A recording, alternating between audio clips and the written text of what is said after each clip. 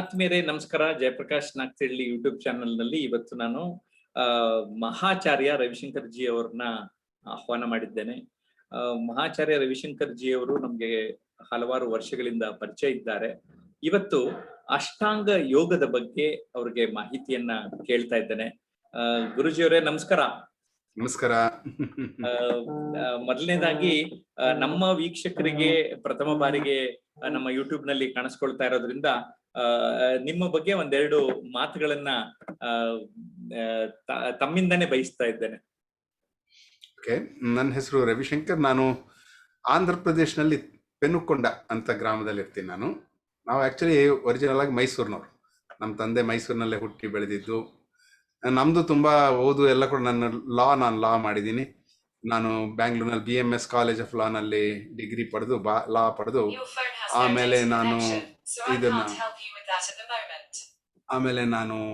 ಇದರಲ್ಲಿ ಈಗ post graduation ಕೂಡ ಮಾಡಿದ್ದೀನಿ ಲಾನಲ್ಲಿ. ನಾನು ಲಾಯರ್ ಫ್ಯಾಮಿಲಿ.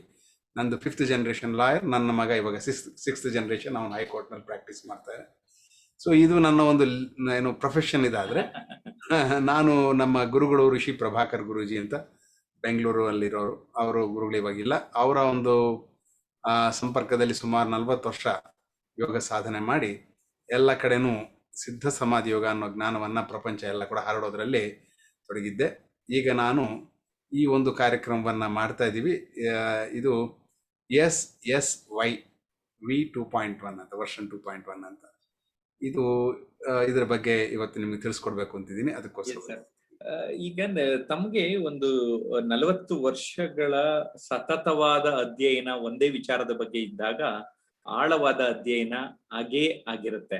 ಆದ್ರೆ ಆರಂಭದಲ್ಲಿ ನಿಮ್ಮ ಬದುಕಿನಲ್ಲಿ ತಾವು ಏನು ಬಯಸಿದ್ರಿ? ನಾನು ಕಾಲೇಜ್ನಲ್ಲಿ ಓದುವಾಗ ಚಿಕ್ಕ ಹುಡುಗದಿಂದ ಒಂದು ಆಸೆ ಏನಪ್ಪಾ ಅಂದ್ರೆ ಚೆನ್ನಾಗಿ ಮಸ್ತ್ ಖುಷಿಯಾಗಿರ್ಬೇಕು ಅಂತ, ಎಂಜಾಯ್ ಮಾಡ್ಬೇಕು ಅಂತ. ನಾನೆಲ್ಲ ನಾಟಕಗಳಾಗ್ತಾ ಇದ್ವಿ ಹುಡುಗರ ಜೊತೆ, ಫ್ರೆಂಡ್ಸ್ ಎಲ್ಲರೂ ಚೆನ್ನಾಗಿ ಡ್ಯಾನ್ಸ್ ಮಾಡ್ತಾ ಇದ್ವಿ, ಹಾಡುಗಳು ಹೇಳ್ತಾ ಇದ್ವಿ. ಹಿಂಗೆ ಎಲ್ಲಿದ್ರು ಫಸ್ಟ್ ಪ್ರೈಸ್ ತೊಗೊಂಬರೋದು ನನ್ನೊಂದು ಒಂಥರ ಅದೇನೋ ಒಂದು ಚಟ. ಎಲ್ಲನೂ ಕಾಂಪಿಟೇಷನ್ ಇದ್ರು ಹೋಗೋದು. ಅಂದರೆ ಕೂಡ ನಾನು ಏನೋ ಒಂದು ಕಾಂಪಿಟೇಷನ್, ಯೋಗ ಕಾಂಪಿಟೇಷನ್ ಅಂತ ಇಂಟರ್ನ್ಯಾಷನಲ್ ಕಾಂಪಿಟೇಷನ್ ಆದರೆ ಹೋದರೆ ಫಸ್ಟ್ ಪ್ರೈಸೇ ಬಂದ್ಬಿಡ್ತು. ಜೀವನದಲ್ಲಿ ಎಲ್ಲ ಯಾವಾಗಲೂ ಸಕ್ಸಸ್ಸೇ ನೋಡ್ತಾ ಇದ್ದೆ. ಅದರಿಂದ ನನಗೆ ಒಂಥರ ಹೆಂಗಿರೋದು ಅಂದರೆ ಜೀವನ ಅಂದರೆ ಹಿಂಗಿರಬೇಕು ಅನ್ನೋ ಒಂದು ತುಂಬ ಹೆಮ್ಮೆ ಇತ್ತು. ಅಂಥದ್ದು ಒಂದು ಸಲ ನನ್ನ ಲೈಫ್ನಲ್ಲಿ ಫೇಲ್ ಆಗಿಬಿಟ್ಟೆ ಎಕ್ಸಾಮಿನೇಷನಲ್ಲಿ. ಆವಾಗ ತುಂಬ ಡಿಪ್ರೆಷನ್ ಆಯಿತು. ಡಿಪ್ರೆಸ್ ಆಗಿಬಿಟ್ಟು ತುಂಬಾ ನಾನು ಜೀವನನೇ ವೇಸ್ಟ್ ಅನ್ನೋ ಒಂದು ಪರಿಸ್ಥಿತಿಗೆ ಬಂದಿದ್ದೆ. ಯಾಕಂದ್ರೆ ತುಂಬ ಚೆನ್ನಾಗಿ ಬರ್ದಿದ್ದೆ exam. I was expecting a rank, ಅದ್ರಲ್ಲಿ ಫೇಲ್ ಆದೆ. ವಾಟ್ ಎ ಬಿಗ್ ಡಿಫ್ರೆನ್ಸ್ ಅಂತ. ನಾನು ಈ ಸಲ ನಮ್ಮ ತಂದೆಗೆ ಗೋಲ್ಡ್ ಮೆಡಲ್ ಬಂದಿತ್ತು ಆ ಸಬ್ಜೆಕ್ಟ್ನಲ್ಲಿ. ಸೊ ನಾನು ಈ ಸಲ ಗೋಲ್ಡ್ ಮೆಡಲ್ ತಂದ್ಕೊತೀನಿ ಅನ್ನೋನು ಒಂದ್ಸಲ ಫೇಲ್ ಆಗೋತ್ತಿಗೆ ತುಂಬಾ ನೋವಾಗ್ಬಿಟ್ಟಿತ್ತು. ಆ ಸಮಯದಲ್ಲಿ ನನಗೆ ನಮ್ಮ ಗುರುಗಳ ಒಂದು ಮಾಹಿತಿ ಸಿಕ್ತು, ಅವರ ಒಂದು ಮಾರ್ಗದರ್ಶನ ಸಿಕ್ತು. ನನ್ನ ಜೀವನ ಇಲ್ಲಿಂದ ಒಂದು ಹೊಸ ತಿರುಳು ಅಂತ ಅವಾಗ ಗೊತ್ತಾಯ್ತು ನನಗೆ. ಅದೇ ಒಂದು ಸಮಸ್ಯೆ ಬರದೇ ಇದ್ದಿದ್ರೆ, ಇವಾಗ ಅನ್ಕೊಂತೀನಿ ಅದು ಬರದೇ ಇದ್ದಿದ್ರೆ I would have missed a big thing ಅಂತ. ಅದು ಸಿಕ್ಕದ ಮೇಲೆ ನಾನು within no time, very short ಟೈಮ್ನಲ್ಲಿ I became college union leader, unanimously elected. Exams ಅವೆಲ್ಲ ತುಂಬಾ ಆಟ ತರ ಆಡ್ಬಿಡ್ತಾ ಇದ್ದೆ. ತುಂಬಾ ಚೆನ್ನಾಗಿ ಮಾಡಕ್ ಶುರು ಮಾಡಿದೆ. ಸಕ್ಸಸ್ಫುಲ್ ಅಂದ್ರೆ ಯಾವುದೇ ಆಗ್ಲಿ ಮಾಡ್ಬೋದು ಅನ್ನೋ ಒಂದು ದೊಡ್ಡ ಹೆಮ್ಮೆ ಬಂತು. ಸಕ್ಸಸ್ ಜೊತೆಲಿ ಎಂತಹ ಫೇಲ್ಯೂರ್ ಬಂದ್ರು ಕೂಡ ಹಿಂಜೋ ಅಂತದಿಲ್ಲ. ಇವಾಗ ನೀವು ಹೇಳ್ತಾ ಇರ್ತೀರಿ, ನಿಮ್ನೆಲ್ಲ ನೋಡಿದಾಗೆಲ್ಲ ನಂಗೆ ಅನಿಸ್ತಾ ಇರ್ತೇನೆ ನನ್ನ ಜೀವನಕ್ಕೆ ಹೇಳ್ತಾ ಇದ್ದೀರಿ. ಸೋಲುಗಳಿಗೆ ಅಂಜದಿರಿ ಬರ್ದಿರೋದು, ಅದ್ರ ಮೇಲೆ ಕೋರ್ಸ್ ಕೂಡ ಮಾಡ್ತಾ ಇದ್ದೇನೆ. ಇನ್ನೊಂದು ಗುರೂಜಿಯವರೇ, ಈಗ FM ರೇಡಿಯೋ ಸಿಟಿಯಲ್ಲಿ 91.1 FM ನಲ್ಲಿ ಪ್ರತಿದಿನ ಈ ಸೋಲುಗಳಿಗೆ ಅಂಜದಿರಿ ಬಗ್ಗೆ ಕೆಲವು ಮಾತಾಡಿರ್ತೀನಿ, ಹಾಕ್ತಾ ಇದ್ದಾರೆ ಪ್ರತಿದಿನ. ಸೂಪರ್. ನಿಮ್ದೇ ಒಂದು ಚಾನಲ್ ಓಪನ್ ಮಾಡ್ಬೋದು, ಅಷ್ಟಿದೆ. ದೊಡ್ಡ ಯೂಟ್ಯೂಬ್ ಚಾನಲ್ ಅಂತೂ ಇದೆಯಲ್ಲ. ಈಗ why do you want what you want ಅಂದ್ರೆ ನಮ್ಗೇನೋ ಬೇಕಂತ ಅನ್ಸುತ್ತೆ, ಅದ್ ಯಾಕೆ ಬೇಕನ್ಸತ್ತದು ಅಲ್ವಾ? ತುಂಬಾ ದೊಡ್ಡ ಪ್ರಶ್ನೆ ನೀವು ಕೇಳಿದ್. ತುಂಬಾ ಜನಕ್ಕೆ ಅದು ಯೋಚನೆ ಇಲ್ಲ. ಸುಮ್ನೆ ಆಸೆಗಳು ತೀರಿಸ್ಕೊಳ್ಳೋದು, ಆಸೆ ಬಂತು ಅದನ್ನು ಪೂರೈಸ್ಕೊಳ್ಳೋದು, ಆಸೆ ಬಂತು, ಇಷ್ಟರಲ್ಲೇ ಇದ್ದಾರೆ. ಆದ್ರೆ ಈ ಆಸೆ ಎಲ್ಲಿಂದ ಹುಟ್ಟುತ್ತಾ ಇದೆ, ಯಾಕೆ ಬರ್ತಾ ಇದೆ ಆಸೆ, ಯಾವ್ದದು ಪ್ರಾಂಪ್ಟ್ ಮಾಡ್ತಾ ಇದೆ ಅನ್ನೋದು ನಮ್ಗೆ ಗೊತ್ತಾಗ್ತಾ ಇಲ್ಲ. ಸುಮ್ಮನೆ ಹಂಗೆ ಹೋಗ್ತಾ ಇದೀವಿ. ಏನಂತಾರೆ, ಒಂದು ಕುರುಡನ ಈ ಸಂತೆಗೆ ಬಂತಂತೆ ಅಂತ ಹೇಳ್ತಾರೆ ನೋಡಿ, ಹಂಗೆ ಹೋಗ್ತಾ ಇದೀವಿ. ಏನೋ ಬಂತು, ಸಿಕ್ತು, ಹೋಗೋದು, ಇದು ಈ ಥರ.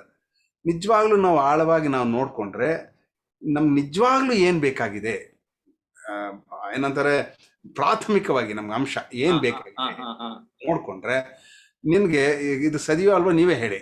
ಏನಪ್ಪಾ ಅಂದ್ರೆ ನಿಮ್ಗೆ ಏನೇ ಸಿಗ್ಲಿ, ನೀವು ಏನಕ್ಕಾಗಿ ಕೊನೆಗೆ ನಿಮ್ಗೆ ಸುಖ ಶಾಂತಿ ನೆಮ್ಮದಿ ಬೇಕು. ಕರೆಕ್ಟ್ ಅಲ್ವಾ? ಖಂಡಿತ ಸರ್, ಖಂಡಿತ. ಹ? ಇದಕ್ಕೋಸ್ಕರನೇ ಇವೆಲ್ಲ ಮಾಡ್ತಾ ಇದೀವಿ. ಏನೋ ಏನೇ ಮಾಡ್ಲಿಕ್ಕೆ ಕೊನೆಗೆ ನಮ್ಗೆ ಏನ್ ಬೇಕಪ್ಪ ಅಂದ್ರೆ ಸುಖ ಶಾಂತಿ ನೆಮ್ಮದಿ. ಎಷ್ಟೋ ಜನ ಕೇಳ್ತೀನಿ, ತುಂಬಾ ದೊಡ್ಡ ಕೆಲಸ ಮಾಡ್ಬೇಕು, ಅದ್ ಮಾಡ್ಬೇಕು, ಆಮೇಲೆ ಏನ್ ಮಾಡ್ಬೇಕು ಅಂದ್ರೆ ಅವಾಗ ನೆಮ್ಮದಿಯಾಗಿ ಒಳ್ಳೆ ಮನೆ ಕಟ್ಕೊಂಡು ಹಾಯಾಗಿ ನನ್ನ ಹೆಂಡತಿ ಮಕ್ಕಳ ಜೊತೆ ಸುಖವಾಗಿ ಶಾಂತಿಯಿಂದ ನೆಮ್ಮದಿಯಿಂದ. So ultimately you want this, ಹೌದಲ್ವ?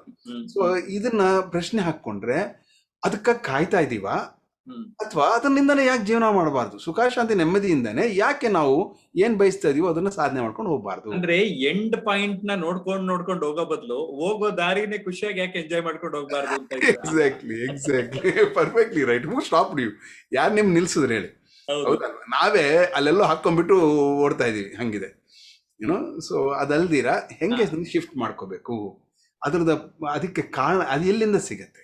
ಸುಖ ಶಾಂತಿ ನೆಮ್ಮದಿಗೆ ಇವೆಲ್ಲ ಬೇಕಾಗಿಲ್ಲ. ನೀವು ಸುಖ ಶಾಂತಿ ನೆಮ್ಮದಿಯಿಂದ ನೀವೆಲ್ಲ ಮಾಡ್ಬೋದು ಅಂದಾಗ ಸುಖ ಶಾಂತಿ ನೆಮ್ಮದಿಗೆ ಏನ್ ನಮ್ಗೆ ಅಡೆತಡೆ ಏನಾಗಿದೆ? ಒಂದು ನಾವು ಹಾಕೊಳ್ಳೋದು ಸರಿ, ಎಲ್ಲೋ ಹಾಕೊಳ್ಳೋದು ಸರಿ, ಯಾಕೆ ಹಾಕೊಂತ ಇದೀವಿ? ಯಾಕೆ ಇರ್ತಾ ಇಲ್ಲ? ಇರಬೇಕು ಅಂದ್ರೆ ನಮ್ಮಲ್ಲಿ ಏನ್ ಬೇಕಾಗಿದೆ? ನಮ್ಮಲ್ಲಿ ಏನಿದ್ರೆ ಸುಖ ಶಾಂತಿ ನೆಮ್ಮದಿ, ಒಂದು ಆನಂದ, ಒಂದು ತೃಪ್ತಿ ಏನೋ, ಇದೆಲ್ಲ ಎಲ್ಲಿ ಸಿಗತ್ತೆ ಅಂತ ಇದ್ರ ಬಗ್ಗೆ ಯೋಚನೆ ಮಾಡ್ಬೇಕು. ಇದು ತುಂಬಾ ಇಂಪಾರ್ಟೆಂಟ್. ನನ್ಗೆ ಅನ್ನಿಸ್ತಾ ಇದೆ, ಎಷ್ಟೊಂದ್ ಜನ ಸುಮ್ನೆ ಈಗ ನಾವು KSRTC ಬಸ್ ಸ್ಟ್ಯಾಂಡ್ ಹೋಗ್ಬಿಟ್ಟು ಯಾವ ಊರ್ಗ್ ಹೋಗ್ಬೇಕು ಅಂತ ಗೊತ್ತಿಲ್ದಲೆ ಬರೀ ಪ್ಲಾಟ್ಫಾರ್ಮ್ ಮೇಲೆ ಅಲಿತಾ ಇದ್ದೀವೇನೋ ಅಂತ. ಆಕ್ಚುಯಲ್ ಸಿಚುವೇಶನ್ ನನ್ನ ಲೈಫ್ ನಲ್ಲಿ ನೋಡಿದ್ದೆ. ಒಂದ್ ದಿವಸ ರಾತ್ರಿ 10 ಗಂಟೆಲಿ ಬಸ್ ಸ್ಟ್ಯಾಂಡ್ ನಲ್ಲಿ ಕೂತಿದ್ರೆ ಒಬ್ರು ಬಸ್ಗಳು ಸುತ್ತು ತಿರುಗ್ತಾ ಇದ್ದಾನೆ. ನಾನು ಕರೆದೆ, ನಾನು ಬಸ್ಗೋಸ್ಕರ ಕಾಯ್ತಾ ಇದ್ದೆ. ಕರೆದೆ, ಏನ್ ಬೇಕಪ್ಪ ಪಾಪ ಅವ್ನಿಗೆ ಏನೋ ಹುಡುಕ್ತಾ ಏನಲ್ಲ ಅಂತ ಕೇಳಿದ್ರೆ, ನಮ್ಮೂರಿಗೆ ಬಸ್ ಬೇಕು ಸರ್ ಅಂದ. ಸರಿ, ನಿಮ್ಮೂರು ಯಾವ್ದು ಅಂದೆ. ಹೆಸರು ಗೊತ್ತಿಲ್ಲ ಅಂತ. First time I was shock. ಅವ್ರ ಊರ್ ಹೆಸರು ಗೊತ್ತಿಲ್ಲ, ಹಳ್ಳಿಯಿಂದ ಬಂದಿದ್ದೇನೆ, ಅವ್ನು ಹೆಂಗ್ ಬೆಳೆದ ಗೊತ್ತಿಲ್ಲ. ಅವನಂತೂ ನಂಗೆ ನಮ್ಮೂರು ಸರ್ ಅಂತಾನೆ. ನಿಮ್ಮೂರು ಯಾವ್ದಪ್ಪ ಅಂದ್ರೆ ಗೊತ್ತಿಲ್ಲ. ಅವಾಗ ಅಲ್ಲಿರೋ ಕಂಟ್ರೋಲ್ನ ಕರೆದು, ಸರ್ ಇವನಿಗೆ ಅವ್ರ ಊರೇನೋ ಗೊತ್ತಿಲ್ಲ, ಹುಡುಕ್ತಾ ಇದ್ದಾನೆ, ಸ್ವಲ್ಪ ಟೈಮ್ ತಗೊಂಡು ವಿಚಾರಿಸಿ ಅವ್ನಿಗೆ ಕಳಿಸ್ಕೊಡಿ. ಇದು ತಿಳ್ಕೊಬೇಕಲ್ವಾ, ನಾನು ಎಲ್ಲಿಗೆ ಹೋಗ್ಬೇಕು ಅನ್ನೋದೇ ಗೊತ್ತಿಲ್ಲದೆ ಇದ್ರೆ ಎಷ್ಟೇ ಬಸ್ ಇರ್ಬೋದು, ಏನೇ ಬರ್ತಾ ಇರ್ಬೋದು, ಹೋಗ್ತಾ ಇರ್ಬೋದು, ನಾವು ಹತ್ತಿದ್ರು we may not reach the same destination. ಖಂಡಿತ. ಅಂದ್ರೆ ನಮ್ಗೆ ಏನೋ ಒಂದು ಆಕಾಂಕ್ಷೆ ಅಂತ ಇರುತ್ತೆ, ಆ ಆಸೆ ಅಂತ ಇರೋದನ್ನ ಗುರುತಿಸ್ಕೊಳ್ಳೋದು ತುಂಬಾ ಮುಖ್ಯ ಆಗತ್ತೆ ಅಂತ ನನ್ಗೆ ಈಗ ಅರ್ಥ ಆಯ್ತು, ಅಲ್ವೇ? ಜೀವನದಲ್ಲಿ ಗುರುತಿಸ್ಕೊಳ್ಳಕ್ಕೆ ಸಿಕ್ಕಾಪಟ್ಟೆ ಜನ ಇದು ಲೈಫ್ ಎಂಡ್ ಅಲ್ಲಿ ಇದ್ದಾಗ ಗುರುತಿಸ್ಕೊಳ್ತಾ ಇದ್ದೀನಿ ಅಂತ ಅಂತಾರೆ. ಅದಕ್ಕಿಂತ ಮುಂಚೆನೆ ಗುರುತಿಸ್ಕೊಂಡ್ಬಿಟ್ರೆ ಒಳ್ಳೇದಲ್ವೇ? ಜೀವನ ಇರೋದೇ ಆ ತರ ಜೀವನ ಮಾಡಕ್ಕೆ, ಕೊನೆಯಲ್ಲಿ ಪಡೆಯೋದಿಕ್ಕಲ್ಲ. ಹಂಗಿದ್ದು ಸಕ್ಸಸ್ ಮಾಡಿ, ಆ ತರ ಇದ್ದು ಅಚೀವ್ ಮಾಡಿ, ಆ ತರ ಇದ್ದು ನೀವು ನಿಜವಾಗ್ಲೂ ಜೀವನದಲ್ಲಿ ಏನೇನು ನಿಮ್ಮ ಒಂದು ನಿರೂಪಣೆ ಮಾಡ್ಬೇಕು ಅಂತಿದ್ಯೋ ಅವೆಲ್ಲ ನಿರೂಪಣೆ ಮಾಡ್ಬೇಕು. This is the way. ಅಂದ್ರೆ ಎಲ್ಲ ರಿವರ್ಸ್ ಮಾಡ್ಕೊಂಡ್ಬಿಟ್ಟಿದ್ವಿ. ಕೊನೆಯಲ್ಲಿ ನೋಡ್ಕೊಂಬೋಣ, ಏನ್ ಕೊನೆ, ಯಾವಾಗ ಕೊನೆ ಗೊತ್ತಿಲ್ವಲ್ಲ. ಹಾಗಾದ್ರೆ ಈ ಗುರಿಯನ್ನ ತಲುಪಲಿಕ್ಕೆ ನಮ್ಗೆ ಏನೇನು ಫ್ಯಾಕಲ್ಟೀಸ್ಗಳು ಅಥವಾ ಮುಖ್ಯವಾದ ಅಂಶಗಳು ಮುಖ್ಯ ಆಗ್ತದೆ? ಈಗ ದೇವರು ಪ್ರಪಂಚದಲ್ಲಿ, ನಾನು ದೇವರು ಅಂತ ನಂಬ್ತೀನಿ, ನಮ್ದೇ ಇದ್ರೂ ಪರವಾಗಿಲ್ಲ. ನಾನು ಹೇಳೋದೇನಪ್ಪ ಅಂದ್ರೆ, ನಾವು ಏನೇ ಮಾಡಬೇಕಾದ್ರೂ ನಮ್ಗೆ ಅಂದ್ರೆ ಪ್ರತಿ ವ್ಯಕ್ತಿಗೆ ಒಂದು ಕೆಲವು ಕೊಟ್ಟಿದ್ದಾನೆ ದೇವರು, ಕೆಲವು ಏನಂತಾರೆ ವಸತಿಗಳು. ಇವಾಗ ಉದಾಹರಣೆಗೆ ನೀವು ಅಲ್ಲಿ ಕೂತಿದ್ದೀರಾ, ನಾನು ಇಲ್ಲಿ ಕೂತಿದ್ದೀನಿ, ನಾವಿಬ್ರು ಮಾತಾಡ್ಕೊತಾ ಇದೀವಿ ಅಂದ್ರೆ ಏನ್ ಬೇಕಾಗಿದೆ? ನಿಮ್ಮ ಹತ್ರ ಒಂದು ಮೊಬೈಲ್ ಬೇಕು, ಅಥವಾ ನಿಮ್ಮ ಹತ್ರ ಒಂದು ಇಂಟರ್ನೆಟ್ ಕನೆಕ್ಷನ್ ಇರೋ ಒಂದು PC-ನೋ ಲ್ಯಾಪ್ಟಾಪ್ ಬೇಕು, ನನ್ನ ಹತ್ರ ಒಂದು ಸಿಸ್ಟಮ್ ಇರಬೇಕು. ಹೌದಾ? ಅಲ್ಲಿ ಇಲ್ದಿದ್ರೆ ಆಗತ್ತಾ? ಆಗೋದಿಲ್ಲ. ಸೊ ಸಮ್ಮಿನ್ಸ್ ಆ ಥರ ಎಕ್ಸ್ಟರ್ನಲ್ ಇನ್ಸ್ಟ್ರೂಮೆಂಟ್ಸ್ ಹೆಂಗ್ ಬೇಕು. ಇವಾಗ ನನ್ನನ್ನು ನೀವು ನೋಡ್ತಾ ಇದ್ದೀರಾ ಅಂದ್ರೆ ನಿಮ್ಮ ಹತ್ರ ಏನಿರ್ಬೇಕು? ನೋಡೋದಕ್ಕೆ 2 ಕಣ್ಣು ಇರಬೇಕು. ಹೌದಾ? ನಾನು ಹೇಳೋದು ಕೇಳ್ತಾ ಇದ್ರೆ ನಿಮ್ಗೆ ಕಿವಿ ಇರಬೇಕು, ನೀವು ಮಾತಾಡ್ತಾ ಇದ್ದೀರ ನಿಮ್ಗೆ ಬಾಯಿ ಇರಬೇಕು, ಇವೆಲ್ಲ ಬೇಕು. ಈ ಫೆಕಲ್ಟೀಸ್ ಇದೆ. ಈ ತರ ಇದನ್ನ ನಾವು ಏನಂತೀವಿ ಅಂದ್ರೆ, ಫಸ್ಟ್ ಬೇಸಿಕ್ ಆಗಿ ಇಂದ್ರಿಯಗಳು ಅಂತೀವಿ, ಅಂದ್ರೆ ಸೆನ್ಸಸ್, ಪಂಚೇಂದ್ರಿಯಗಳಿದೆ. ಏನೇನು ಕಣ್ಣು, ಮೂಗು, ಬಾಯಿ, ಕಿವಿ, ಸ್ಕಿನ್, ಚರ್ಮ ಇದಿದೆ. ಇದರಿಂದ ನಮ್ಗೆ ಜ್ಞಾನ ಸಿಗ್ತಾ ಇರುತ್ತೆ. ಅಂದ್ರೆ ಏನ್ ನೋಡಿದ್ವಿ, ತಿಳ್ಕೊಂಡ್ವಿ ಅಂದ್ರೆ ಜ್ಞಾನ ಸಿಕ್ತು. ಅದಕ್ಕೆ ಇದನ್ನ ಜ್ಞಾನೇಂದ್ರಿಯಗಳು ಅಂತಾರೆ. ಇದು ಮೊದಲನೇದು ಬೇಕಾಗಿರೋದು. ಇನ್ನೊಂದು, ನಾವ್ ಎಷ್ಟೋ ನೋಡ್ತಾ ಇರ್ತೀವಿ, ಎಲ್ಲ ಆಗ್ತಾ ಇರುತ್ತೆ, ಆದ್ರೆ ಅವೆಲ್ಲ ನಮ್ ದೃಷ್ಟಿಗೆ ಬರಲ್ಲ. ದೃಷ್ಟಿನಲ್ಲಿ ಕಾಣಿಸಿದ್ರು ನಮ್ ದೃಷ್ಟಿಗೆ ಬರಲ್ಲ. ನಮ್ ದೃಷ್ಟಿಗೆ ಬರೋದು ಅಂದ್ರೆ ಏನು ಅಂದ್ರೆ, ಅದು ನಮ್ಮ ಮನಸ್ಸಿಗೆ ಬರಬೇಕು. ಸೊ ನಮ್ಗೆ ಇನ್ನೊಂದು ಫೇಕಲ್ಟಿ ಇದೆ, ಅದ್ರ ಹೆಸರು ಮನಸ್ಸು. ಅಂದ್ರೆ ಇದರಿಂದ ಬರೋ ಇನ್ಫಾರ್ಮೇಶನ್ನ, ಬರೋ ಸಮಾಚಾರನ ನಮ್ಮ ಒಂದು ಒಳಗಡೆ ಒಂದು ಸ್ಕ್ರೀನ್ ನಲ್ಲಿ ನೋಡ್ಬೇಕು. ಅರ್ಥ ಆಯ್ತು? ನಿಮ್ ಕ್ಯಾಮರಾ ಆನ್ ಆಗಿರ್ಬೋದು, ಆದ್ರೆ ಅದು ನಿಮ್ಮ ಇದ್ರಲ್ಲಿ ಬಿದ್ರೆ ನಿಮ್ಗೆ ಕಾಣಿಸೋದು. ಆ ತರ ಸ್ಕ್ರೀನ್ ಇದೆಯಲ್ಲ, ಅದನ್ನ ಮನಸ್ಸಂತ. ಮನಸ್ಸಂದ್ರೆ ಏನಪ್ಪಾ ಅಂದ್ರೆ ಒಂದು ಮಾನಿಟರ್ ಅಂತ. ಅಂದ್ರೆ ಅಲ್ಲೇ ನಮ್ಗೆಲ್ಲ ನಡೆಯೋದೆಲ್ಲ ಗೊತ್ತಾಗ್ತಾ ಇರುತ್ತೆ, ಕಿವಿಯಿಂದ ಕೇಳಿದ್ದು ಮೂಗಿಂದ ಎಲ್ಲಾನು ಅಲ್ಲಿ ಇನ್ಫಾರ್ಮೇಶನ್ ಬರ್ತಾ ಇರುತ್ತೆ. ಆದ್ರೆ ಅದು ತುಂಬಾ ಹೊತ್ತಿರಲ್ಲ, ಅದಂಗೆ ಬಂದು ಹೋಗ್ತಾ ಇರುತ್ತೆ ಅಷ್ಟೇ. ಆದ್ರೆ ಅದರಲ್ಲಿ ನಿಮ್ಗೆ ಇದು ತುಂಬಾ ಚೆನ್ನಾಗಿದೆಯಲ್ಲ, ಇದು ಇಂಪಾರ್ಟೆಂಟ್ ಅಲ್ಲ, ಇದು ನೆನ್ಪಿಟ್ಕೋಬೇಕಲ್ಲ ಅನ್ನೋದನ್ನ ಸ್ಟೋರ್ ಮಾಡಿ ಇಟ್ಕೊಂತೀವಿ. ಇವಾಗ ನಿಮ್ಗೆ ಎಷ್ಟೋ ಮೆಸೇಜ್ಗಳು ಬರುತ್ತೆ, ಆ ಮೆಸೇಜ್ಗಳೆಲ್ಲ ಇರಲ್ಲ, ಹೊರಟೋಗ್ತಾ ಇರುತ್ತೆ. ನೀವೇನ್ ಮಾಡ್ತೀರಾ, ಅದು ಬೇಕಾಗಿದ್ರೆ ಸೇವ್ ಮಾಡಿ ಇಟ್ಕೊಂಡು. ಈ ಸ್ಟೋರಿಂಗ್ ಇದೆಯಲ್ಲ, ಅದನ್ನ ಮನಸ್ಸನ್ನಲ್ಲ, ಅದನ್ನ ಚಿತ್ತ ಅಂತಾರೆ. ಚಿತ್ತ ಅಂದ್ರೆ ಮೆಮೊರಿ. ಇವಾಗ ಏನಾದ್ರೂ ನಮ್ಮ ಕನ್ನಡ ಡ್ರಾಮಾಗಳೆಲ್ಲ ಚಿತ್ತ ಮಹಾಪ್ರಭು ಚಿತ್ತ ಅಂತ ಇರುತ್ತೆ. ಅಂದ್ರೆ ಏನಂದ್ರೆ ಐ ರಿಮೆಂಬರ್, ನಾನು ನೆನ್ಪಿಟ್ಕೊಂತೀನಿ ಅಂತ ಅರ್ಥ. ಯಾರಾದ್ರೂ ಏನ್ ಹೇಳಿದ್ರು ಚಿತ್ತ, ಹಂಗೆ ಆಗ್ಲಿ, ಹರಿಚಿತ್ತ ಅಂತಾರೆ ಅಲ್ಲ ಕೇಳಿ. ಈ ಇಂದ್ರಿಯಗಳ ಕಡೆಗೆ ನಾವು ತುಂಬಾ ಉತ್ತಮವಾಗಿ ಬಳಸ್ಕೋಬೇಕು ಅಂದಾಗ ಮೊದಲನೇದು ಅದಿದೆ ಅಂತ ಗೊತ್ತಿರ್ಬೇಕು, ಗೊತ್ತು ಮಾಡ್ಕೋಬೇಕು. ಅದಾದ್ಮೇಲೆ ಅದನ್ನ ಹೇಗೆ ಬಳಸ್ಕೋಬೇಕು ಅನ್ನೋದು ಮುಖ್ಯ ಆಗ್ತದೆ. ಅದ್ರ ಬಗ್ಗೆ ಕೆಲವು ಮಾತು ಬರ್ತೀನಿ. ಫಸ್ಟ್ ನಿಮ್ಗೆ ಒಂದು ಪಿಕ್ಚರ್ ಕೊಟ್ಬಿಡ್ತೀನಿ, ಫೇಕಲ್ಟೀಸ್ ಏನಿದೆ ಅಂತ, ಯಾವ್ಯಾವ್ದನ್ನ ಹೆಂಗ್ ಮಾಡ್ಕೋಬೇಕು ಅಂತ ಹೇಳ್ತೀನಿ. ಸೊ ಎರಡನೇದು ಮೆಮೊರಿ ಅಂದಾಗ ಇದನ್ನ ಸ್ಟೋರ್ ಮಾಡ್ಕೋಬೇಕು. ಸೊ ಇಲ್ಲಿರುತ್ತೆ, ನಿಮ್ಗೇನ ಹೇಳ್ತಾ ಇದ್ರೆ ನಿಮ್ಗೆ ಅದು ನೆನಪು ಬರ್ತಾ ಇರುತ್ತೆ ಅಲ್ವಾ. ಒಂದು ನೋಡ್ತಾ ಇದ್ರೆ ನೆನಪು ಬರ್ತಾ ಇರುತ್ತೆ. ಈ ನೆನಪು ಬರೋದು ಇಲ್ಲಿ ನೋಡೋ ಇನ್ಫಾರ್ಮೇಶನ್, ಇವೆರಡು ಇನ್ಫಾರ್ಮೇಶನ್ ನಾವು ಟ್ಯಾಲಿ ಮಾಡೋದಿಕ್ಕೆ, ಇದು ಸರಿಯಾ ಅಲ್ವಾ, ನಾನೇನೋ ಹೇಳ್ತೀನಿ, ಅದು ನಿಮ್ಗೆ ನಿಜಾನೋ ಅಲ್ವಾ ಹೆಂಗ್ ಗೊತ್ತಾಗುತ್ತೆ, ಅದು ಒಳ್ಳೇದೋ ಕೆಟ್ಟದೋ ಹೆಂಗ್ ಗೊತ್ತಾಗ್ತದೆ. ಇಷ್ಟು ಮುಂಚೆ ಒಂದು ಇನ್ಫಾರ್ಮೇಶನ್ ಇರುತ್ತೆ, ಅವರೊಬ್ರು ಹಿಂಗೆ ಹೇಳಿದ್ರಲ್ಲ, ಅಲ್ಲೊಂದು ನೋಡಿದ್ನಲ್ಲ ಅಂತ ಇನ್ಫಾರ್ಮೇಶನ್ ಬರುತ್ತೆ. ಇವೆರಡನ್ನ ಪ್ರಾಸೆಸಿಂಗ್ ಮಾಡೋದಿಕ್ಕೆ ನಮ್ಗೆ ಕಂಪ್ಯೂಟರ್ನಲ್ಲಾಗ್ಲಿ ಮೊಬೈಲ್ನಲ್ಲಾಗ್ಲಿ ಒಂದು ಪ್ರಾಸೆಸರ್ ಅಂತ ಇರುತ್ತೆ. ಆ ಥರನೇ ನಮ್ಮಲ್ಲಿ ಒಂದು ಪ್ರಾಸೆಸರ್ ಇರುತ್ತೆ, ಅದನ್ನ ಬುದ್ಧಿ ಅಂತಾರೆ. ಬುದ್ಧಿ ಏನ್ ಮಾಡುತ್ತೆ ಅಂದ್ರೆ ಯಾವ್ದು ಸರಿ, ಯಾವ್ದು ತಪ್ಪು, ಯಾವ್ದು ಒಳ್ಳೇದು, ಯಾವ್ದು ಕೆಟ್ಟದ್ದು, ಯಾವ್ದು ಬೇಕು, ಯಾವ್ದು ಬೇಡ, ಈ ತರ ಡಿಫೈನ್ ಮಾಡ್ಕೊಂತ ಹೋಗೋದು ಬುದ್ಧಿ ಕೆಲಸ. ಈ ಬುದ್ಧಿ ಅನ್ನೋ ಫೇಕಲ್ಟಿನೂ ಒಂದಿದೆ ನಮ್ಗೆ. ಇವಾಗ ನಾನು ನಿಮ್ಗೇನ ಹೇಳ್ದೆ ಅನ್ಕೊಳ್ಳಿ, ನಿಮ್ಗೆ ಎಷ್ಟು ಹೇಳಿದ್ರು ನೀವು ಅದನ್ನ ಅರ್ಥ ಮಾಡ್ಕೊಳ್ಳಿ, ಬುದ್ಧಿ ಇದೆಯಾ ಅಂತಾರೆ ಅನ್ಕೊಳ್ಳಿ. ಅಂದ್ರೆ ಅರ್ಥ ಏನು, ನಿಮ್ಗಿರೋ ಉಪಯೋಗಿಸ್ಕೊಳ್ಳಿ, ಬಂದಿರೋ ಇನ್ಫಾರ್ಮೇಶನ್ ಗೊತ್ತಾಗ್ತಾ ಇದೆಯಲ್ಲ, ಇರೋದು ಇದೆಯಲ್ಲ, ಅವೆರಡನ್ನ ಟ್ಯಾಲಿ ಮಾಡಿ ಅಂತ ಹೇಳೋದೇ ಬುದ್ಧಿ. ಸೊ ಇದು ಬುದ್ಧಿ ಕೆಲಸ. ಈ ತರ ಏನೇನು ಫೇಕಲ್ಟೀಸ್ ಇದೆ, ಇಂದ್ರಿಯಗಳಿದೆ, ಮನಸ್ಸಿದೆ, ಚಿತ್ತ ಇದೆ, ಆಮೇಲೆ ಬುದ್ಧಿ ಇದೆ. ಆದ್ರೆ ಈ ಬುದ್ಧಿ ಈ ತರಹ ಕೆಲಸ ಮಾಡಬೇಕು, ಆ ತರಹ ಕೆಲಸ ಮಾಡಬೇಕು. ಬುದ್ಧಿಗೆ ಒಂದಿದೆ, ಅದನ್ನ ಅಹಂಕಾರ ಅಂತಾರೆ. ಅಹಂಕಾರ ಅಂದ್ರೆ ನಾವು ನಿಮ್ಮ ಇದರಲ್ಲಿ ಯೂಸ್ ಮಾಡೋ ವರ್ಡ್ನಲ್ಲಿ ಪರ್ಸನಾಲಿಟಿ ಅಂತೀವಿ. ಪರ್ಸನಾಲಿಟಿ ಅಂದ್ರೆ ನಾನೊಂದು ಪದವಿ ಒಂದು ಪಾತ್ರ ತಗೋಬೇಕು, ಒಂದು ಪಾತ್ರ ತಗೊಂಡ್ರೆ ಅದಕ್ಕೆ ತಕ್ಕಂಗೆ ಬುದ್ಧಿ ಕೆಲಸ ಮಾಡುತ್ತೆ. ಇವಾಗ ನೀವು ನನ್ನ ಗುರೂಜಿ ಅಂದ್ರೆ, ನಾನು ಗುರೂಜಿ ಅಲ್ಲ, ಇವಾಗ ಗುರೂಜಿ ತರ ಮಾತಾಡ್ಬೇಕು ಅಂತ ಹೋಗ್ತೀನಿ. ಫ್ರೆಂಡ್ ಅಂದ್ರೆ ಕೂಡ ನಾನು ಫ್ರೆಂಡ್ ತರ ನಿಮ್ ಕೆಲ್ಸ ಅಂದ್ರೆ ಆ ಪಾತ್ರ ತಗೊಂಡು ಮನೆಗೆ ಬಂದೆ ನನ್ನ ಹೆಂಡತಿ ಏನ್ರಿ ಅಂತಂದ್ರೆ ಅವಾಗ ನಾನು ಗುರೂಜಿ ಅನ್ನೋ ತರ ಇಲ್ಲ, ಅವಾಗ ಏನಂತೀನಿ, ಹೇಳಿ ಅಂತೀನಿ. ಯಾಕೆ ಅಲ್ಲಿ ಆ ಪಾತ್ರ, ಈ ಪಾತ್ರಕ್ಕೆ ತಕ್ಕಂಗೆ ಬುದ್ಧಿ ಕೆಲಸ ಮಾಡುತ್ತೆ. So what kind of a personality you hold, ಯಾವ ತರಹದ ಒಂದು ವ್ಯಕ್ತಿತ್ವ ನೀವು ವ್ಯಕ್ತಿತ್ವ ಕಾರ್ಯಕ್ರಮಗಳು ತುಂಬಾ ಮಾಡ್ತಾ ಇರ್ತೇವೆ. ಸೊ ಇಲ್ಲಿಂದ ಶುರು ಆಗತ್ತೆ ಎಲ್ಲ, ವ್ಯಕ್ತಿತ್ವದಿಂದ ಬುದ್ಧಿಯಿಂದ ಇನ್ಫಾರ್ಮೇಶನ್ ಆಗಲಿ, ಬರೋ ಇನ್ಫಾರ್ಮೇಶನ್ ಆಗಲಿ ಕಂಪ್ಯೂಟ್ ಮಾಡೋದು. ಅದಕ್ಕೆ ತಕ್ಕಂಗೆ ನೆಕ್ಸ್ಟ್ ನಮ್ಮ ಹತ್ರ ಏನಿರುತ್ತೆ ಅಂದ್ರೆ ಇನ್ನೊಂದು ಇಂದ್ರಿಯಗಳಿರುತ್ತೆ, ಇವುಗಳನ್ನ ಕರ್ಮೇಂದ್ರಿಯಗಳಂತಾರೆ. ಅಂದ್ರೆ ಆಕ್ಷನ್ ಓರಿಯೆಂಟೆಡ್, ತಗೋ, ಮಾತಾಡು, ಹೇಳು, ಬಾ, ಹೋಗು, ಇವೆಲ್ಲ ನಡೆಯುತ್ತೆ ನೋಡಿ ಕರ್ಮಗಳು. ಅದಕ್ಕೆ ಇನ್ಸ್ಟ್ರಕ್ಷನ್ಸ್ ಕೊಡಲಾಗುತ್ತೆ. ಈ ತರಹ ಇದೆಲ್ಲ ಫಂಕ್ಷನ್ ನಡೆಯುತ್ತೆ. ಆದ್ರೆ ತುಂಬಾ ಫಾಸ್ಟ್ ಆಗಿ ನಡೆಯುತ್ತೆ, ನಮ್ಗೆ ಗೊತ್ತಾಗೋದಿಲ್ಲ ಇದಾಗ್ತಾ ಇದೆ ಅಂತ. ನಮ್ಗೆ ಗೊತ್ತಿದ್ರು ಗೊತ್ತಿಲ್ಲದಿದ್ರು ನಡೀತಾ ಇರುತ್ತೆ.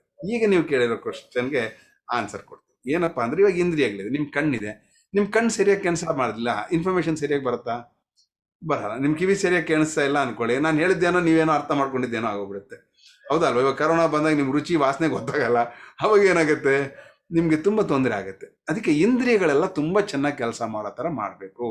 ಇಂದ್ರಿಯಗಳನ್ನೆಲ್ಲ ನಾವು ಆಕ್ಟಿವೇಟ್ ಮಾಡಬೇಕು. ಅದನ್ನ ಹೆಂಗ್ ಮಾಡ್ಬೇಕು, ಏನ್ ಮಾಡ್ಬೇಕು ಅನ್ನೋದು ಯೋಗ ಸಾಧನೆ.